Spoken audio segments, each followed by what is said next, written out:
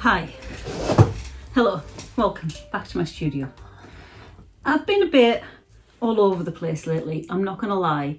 If you watch me regularly, you'll know that I try and post Mondays, Wednesdays, Fridays. I've extended this, I've shortened this from every weekday because I was finding it difficult to kind of put different things into the videos, interesting things. So I thought extending it to 3 days a week might give me a little bit and you a little bit of a break. But lately I have not even been able to manage 3 days a week, which is still quite a lot. You know, some people on YouTube just do videos either once a week or once a month. So I think I'm still kind of averaging. Hope that's okay, everyone. It's not just the videos, it's indicative of everything else in my life. I'm starting to lose a little bit of a grip of what I'm doing with my life. So I'd started the year with this wall planner and I'd got really organised trying to get this I've got an old book that I started ages ago that I want to get out of the way and self-publish before I kind of move on with more traditional publishing stuff. But then like the year it galloped on. Like I blinked and it's now May. So I do still need to compile that book. All the pictures are finished apart from the cover, but that'll be dead quick. I'll be able to do that in a day. It's all finished. I just need to compile it and then start a Kickstarter for that. So that's something that I need to organise. But I wanted to talk about getting organised in a creative job because, man, it's not easy. Always. Like sometimes I'm in the right mood to be organised. It's normally in the autumn, September. So I think it's probably because I was conditioned because of the start of the new school year. I like September. September's a great time for organising for me. January is also a good time for organising for me, even though I think spring is probably better in my mind for actually getting going on the things that I've organised. But then as soon as the hot weather starts, my brain turns to jelly and I find it really difficult to have the motivation to come up to my studio, which is very hot. The heat rises in the building, and come and do all the little admin tasks. For example, business records. If you work for yourself, you will, regardless of where you work in the world, you'll have to submit your taxes. In England, it's once a year. Your tax year starts and ends, or starts in April, ends at the end of March, start of April. I used to be very organised with my tax records. I used to give myself Fridays. The only thing that I would put on my calendar would be to spend time catching up on my business records. So what I mean by that, if you don't know, if you're just starting out, if you've never done it before, I have a spreadsheet on my computer, which is just one that I've made on Excel, or it's not actually, it's on another program, but it's like a spreadsheet document. And it basically logs all of the things that I spend for my business and all of the money I make for my business. And then at the end of the year, I can see how much I've spent in total, how much I've earned in total, how much I've earned minus what I've spent. And that can really help towards my tax submission at the end of the financial year. So I used to do that every Friday. I used to get really organised with it. I fell behind last year, stopped doing those every Friday, and I have spiralled out of control. I kind of just got back into the swing of it. And some of you may remember when I said, I'm going to do an hour of my tax records every day until I catch up. I did. I caught up and then I stopped. I need to get some routine back in my life. So this is kind of what I want to say is like, creative people out there, it's not the most glamorous thing. You might not want to be sitting at your desk doing tax records. You might like I love the feeling of getting organised and it being done, having finished. But sometimes the starting of the job is really tricky for me. But however you work best, I think it's better to find a way to do admin tasks frequently and regularly enough that you don't have to do them all day. So when I was doing every Friday afternoon, I'd put my data, like what I'd spent, what I'd earned in my business, into my spreadsheet, and then I'd have nothing else penciled in for the rest of the day. So because it was a Friday, it was an early start to the weekend. Even though I work for myself, I do kind of try and work Monday to Friday because my friends may not work for themselves and they may have the weekends off as well. So I kind of like to have a bit of routine, even though I'm obviously flexible with that. If I want to do something midweek, I can. For example, when I went to Scotland, just shot off there in the van, and that's really nice working for yourself. You can do that. Yeah, but I really got out of that routine and I want to get back into it. So I'm going to start it today, even though today isn't Friday. By the time you watch this, it will be Friday. So today, as I'm filming this, I'm going to do an hour of business records, just an hour. And then when you're watching this on Friday, I will also be doing an hour. And from the day you're watching it, assuming you're watching it live, I will, this is the only will definite that I'm going to give myself, I'm going to stick to. I'm going to do an hour every Friday, just an hour. So if you're a little bit like me and you get overwhelmed with admin tasks, I say that like I don't like admin. I love admin. I love organisation. I do. I really love it. I love sorting out my pencils into rainbow colours. I love all my sketchbooks being sorted by date order.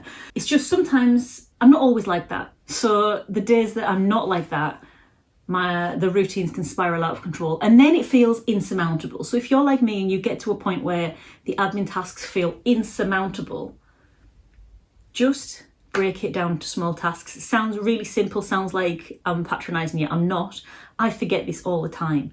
And then I think I've got to spend days doing my tax return, filling it all in and catching up on my business records. If you do just an hour every day or an hour every Friday, you will eventually catch up. So that's what I'm going to do today. First things first, I'm going to do an hour of business records.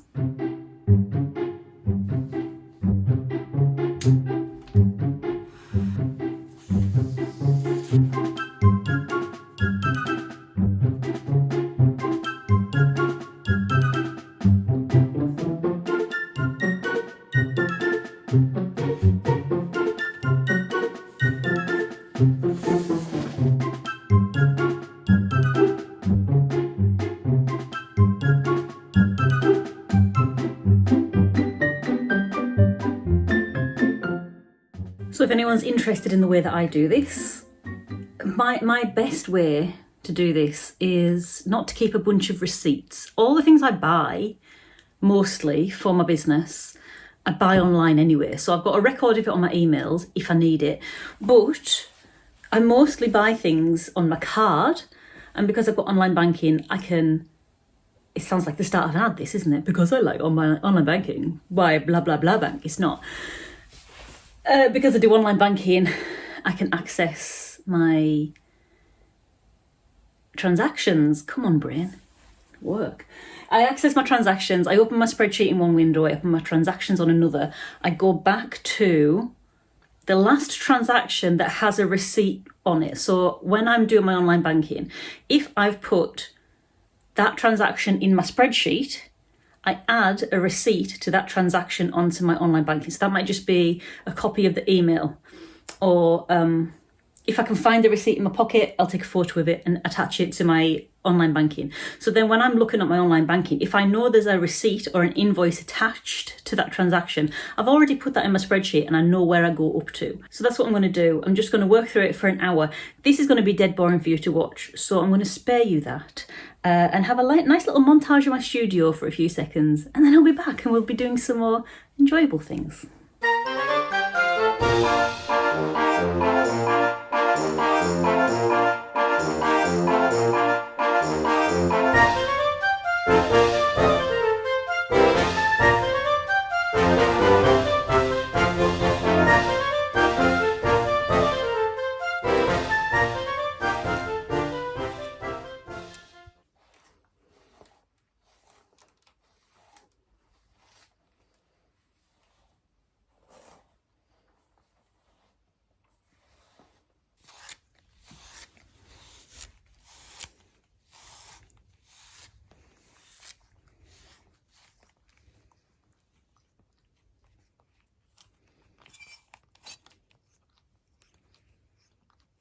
I ended up doing more than an hour because I had in my mind I was going to do the whole month, but then my printer ran out of ink.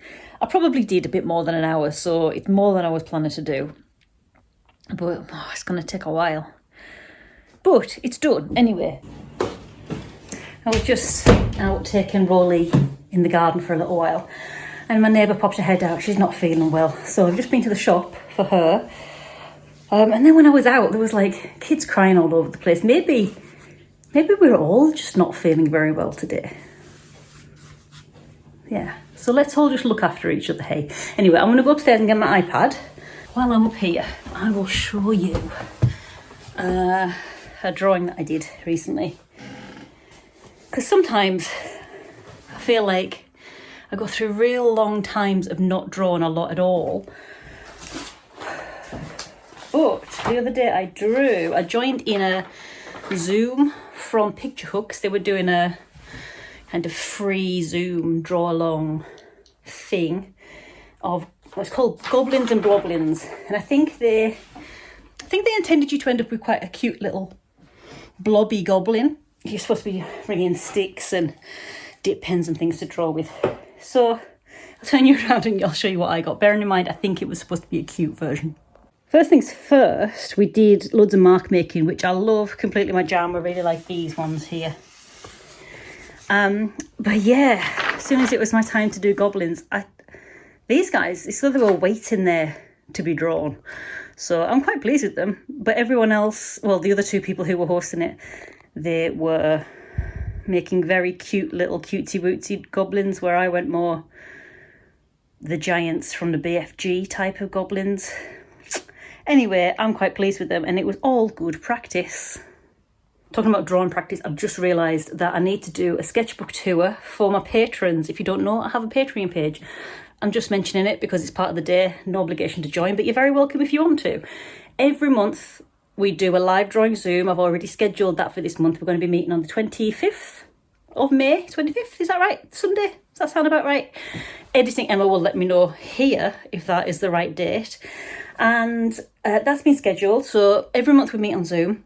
I also do monthly downloads for people featuring an illustration by me. That's been done. I did that when I was away in Scotland.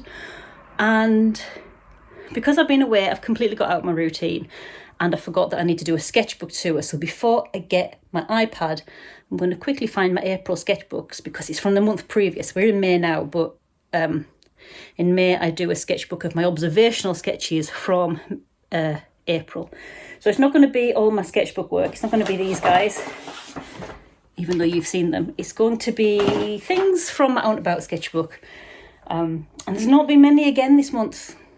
I used to get through about 3 or 4 sketchbooks, little sketchbooks, but get through them a lot, and I just haven't been feeling it lately, but still did some. So I'm going to go and find those and quickly do a sketchbook tour. I'm going to include, can you see me? I'm going to include some of these as well, even though like these from Sky, I wasn't on Sky, where was I? Butte from Scotland. Not technically observational, but I'd been observing them earlier in the day and they were still in my head. So I'm going to count these as well. I've got this sketchbook, but this is April number 2. Where is April number 1? Good question.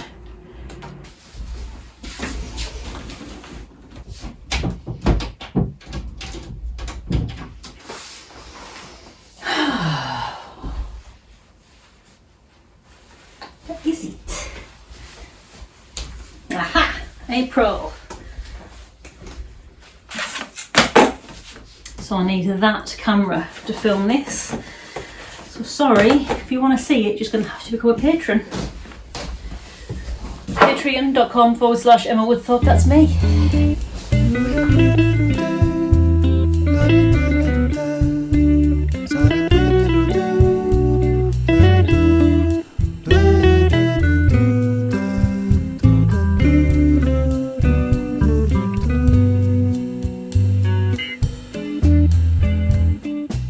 I love doing these sketchbook tours, and I'm glad that I filmed that then, because if you've watched the rest of the video and haven't just popped into this timestamp right now, you'll know that I'm not feeling really like productive.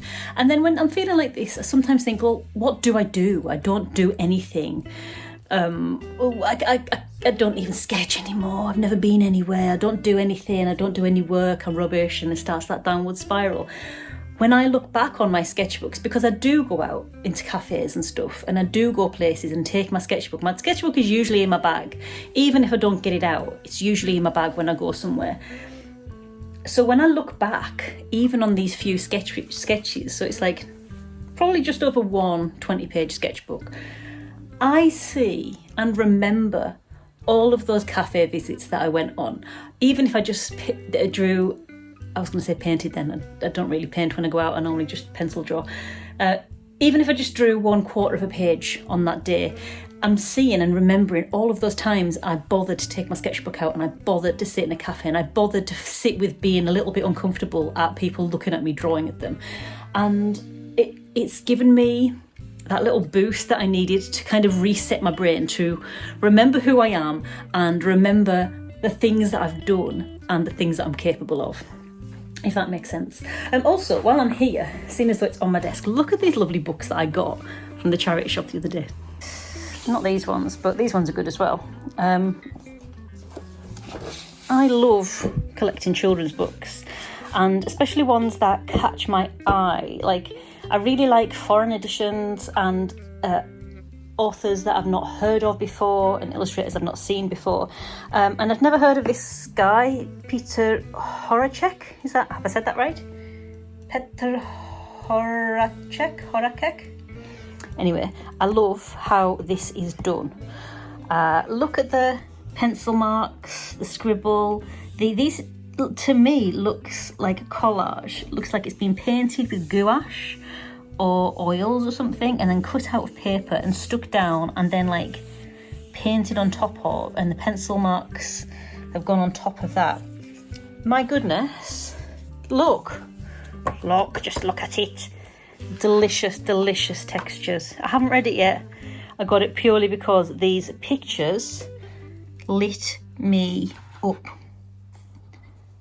Oh my God. So I can't wait to have a good old look through that. Let me know if you've heard of them before. I just love how it's been done. I think sometimes when you work... Sorry, my finger was in the way then. I think you do sometimes forget when you're making illustrations for picture books, that old demon, even if you know that this is not the case, every now and then, especially when you're feeling like I am today, that old demon rears its head saying, everything you've got to make has to be perfect. It needs to be neat and tidy. And then you end up tidying the life out of it. The drawing looks so not what you want. And I think sometimes you can forget that actually the most delicious things are not perfect. Perfect doesn't mean good. This is amazing. But like, you can see where the lines of the fox there have been drawn and they've cut around it. You don't notice that. The whole picture is just so full of life and so vibrant, and makes you want to turn the page and see what else is there. But when you're doing it yourself, you're often a lot more self-critical than you are when you're looking at other people's work. I love this. I love the texture. I love how loose it is. I love how playful. And sometimes, especially when I'm feeling like I am today, I'm so self-critical that I take myself out of the game and I don't do anything. This is why I like looking for children's picture books, especially really interesting ones that aren't all like, of a certain style, where someone's obviously found a way to do it which is 100% them. I love picking the books out when I'm feeling like this on a day like today, and just reminding myself how playful you can be and how much impact being playful has on how brilliant your work looks. So I'm not going to share the whole book in case it's a spoiler for you, but look out, Susie Goose. We will find out what happens eventually. And then I got this one. This was, I had to get this one because it reminded me of when I used to be a teaching assistant. So this is Julia Donaldson and David Roberts' Tyrannosaurus Drip. I once worked as a teaching assistant, and there was one little boy in my very first class as a qualified teaching assistant. And let's just say that this class was, they were lovely, they were absolutely gorgeous, but they were a definite core of little boys who were on the table, the ability table that I worked with the most, and they were it was quite labour intensive, put it that way, especially for my first class. But there was one little boy who, despite everything, loved this book. Like, you could always reward with a read of this book. Tyrannosaurus Drip. He absolutely loved it. So I got this in memory of that little boy,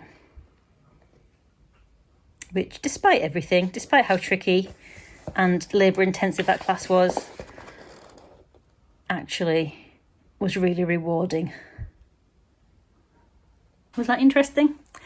I don't know. It was interesting to me. I think also that, sorry, my computer's just turning on. Also that, like, remembering about that class where, despite being difficult, it was rewarding. That has also helped get my head in order for today. So some days are going to be more tricky than others. Some days are going to be difficult, and some days you're not going to want to do things. And look, some of those days, don't do things. I mean, like, you've got to look after yourself. But just know that if you just stick with it, I don't mean push through it and work. I mean, you know, be kind to yourself and hold yourself to the same account as you hold other people, and be kind. Pretend that you are someone else and be kind to them. What would you say to, you know, your neighbour if they knocked on your door and was really upset because they felt really poorly and couldn't go to the shops? Like, what would you do if you were someone else? And treat yourself like that. And just know that not every day is going to be like this, and one day you'll look back like I did with that difficult class. Like, it was difficult, it was hard work, but it was very rewarding at the end of the year when you saw how much these kids had developed and how they'd dealt with anger issues and how they'd, you know, moved up book bands, and they could read so much better than they used to be able to, and I don't know, it's just so rewarding to kind of look back on the days that were trickier because the rewards are so much sweeter. I think that's what I'm trying to say.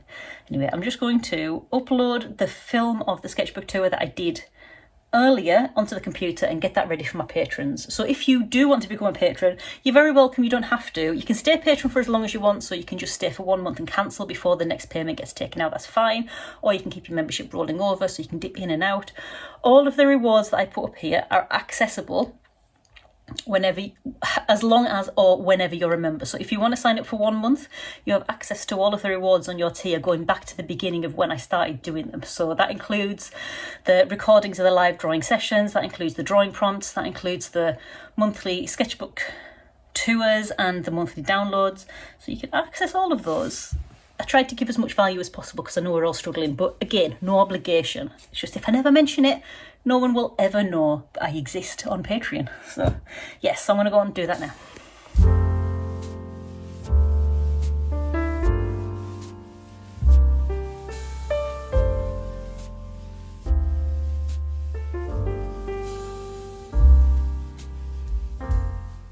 So I've scheduled that sketchbook tour. I've also scheduled a post to go out with a monthly drawing prompt. This monthly drawing prompt is going to be free for all free members. So if you follow me for free over on Patreon, you'll get access to this drawing prompt as well. They're normally just available to people on paid tiers. It's partly because I normally get them done, like, posted up at the start of the month, so you get the most value, but I didn't because I was away. And also I like to do something free every now and then when I can. And also it's a bird which will feature in our live drawing Zoom this month. So this live drawing Zoom this month will be all about, what's the title of it? I think I've named it something like Birds You Might See on a Walk, UK edition. And I got this idea because on one of the videos that I did, when I was in Cumbria. I went to a place, I think it's called Ray Castle, and we went there. It was really nice. Beatrix Potter apparently holidayed there at least once, and it was lovely. And when I was there, in the video you'll have seen, if you saw it, I was drawing a jackdaw. So, sorry, I forgot the name of it. So I was drawing a jackdaw, and I thought jackdaws were everywhere. But I had a little conversation in the comments. Some people don't have jackdaws in their country, and I didn't realise. And it made me really see my world in a new way. It got me thinking about how special my ordinary things are. So things you take for granted, like blackbirds and jackdaws and crows and things, might not be in other countries. And just because they're ordinary to you, it doesn't mean they're not extraordinary. So I decided to make them my topic for this month's live drawing session. If you would like to get involved in this month's live drawing session, you are very welcome. It's available on all paid tiers. My tiers start at £1. My tiers are £1 plus the admin fee, depending on which platform you use and which platform you sign up on. So for example, if you sign up through Apple's App Store, they charge a higher admin fee than Patreon's main desktop site, apparently. So that admin fee goes to them to process your payment. That extra money doesn't go to me. So I would definitely check, have a little shop around. Don't necessarily just go for the App Store one because it's convenient if money's an issue. If it's not and you don't care, don't worry about it. But just be aware that the admin fee doesn't go to me. So by paying more, you're not paying me more, you're paying Apple or someone more. I think, as far as I'm aware, the Patreon desktop site, if you go to patreon.com/Emma Woodthorpe, you can sign up there, and I think that is cheaper than those kind of platforms like the App Store and the Android, whatever the Android version is. But do your shopping around, because I am not always up to date with things like this. It's available to anyone on a paid tier, and my tier starts at £1 plus the admin fee. You get an invite to the live session. You also get access to the recording you'll have access to that for as long as or whenever you're a member. Not only that, you get access to all of the recordings for all of the sessions we've done previously. So even if you sign up for 1 month, you could jump in and watch as many of those live sessions, get a load of drawing practice, get as much as you can, or you can keep your membership ticking over and keep getting the rewards month after month. But if money's an issue, feel free to just drop in for 1 month and then cancel your membership. If you ever did decide to jump back into the memberships, we'll be here waiting for you whenever you pop back in. And the great thing about the way the membership works is that if you do that, you'll be able to access all of the things that were posted up in your absence for your tier. So you never really miss out on anything. But except for the live experience, we can't bottle the live. The best we can do is post the recording up. But, whatever's that's good for you. Anyway, we're going to be drawing British birds, basically. Birds you might see on a walk in the UK. And we'll be drawing them against the clock. We'll be doing quick time sketches. Great for developing muscle memory. Great for just loosening up and getting distanced from the end result and stop being so precious about your worth being tied to a good result. Good is subjective, and I think sometimes trying to get as much down in 30 seconds is much more valuable than spending a whole day on a drawing and adding and measuring your self-worth on the outcome. Life's too short for all that. Anyway, I am now going to turn my computer off. I'm going to go and get my iPad. I'm going to go and sit on the sofa, and I'm going to do a little bit of that cover that we were talking about earlier. But you don't need to see that because it will just be a time lapse. So I'm going to leave this video here. Thank you very much for joining me, and hopefully I will catch you in the next one. So until then, bye.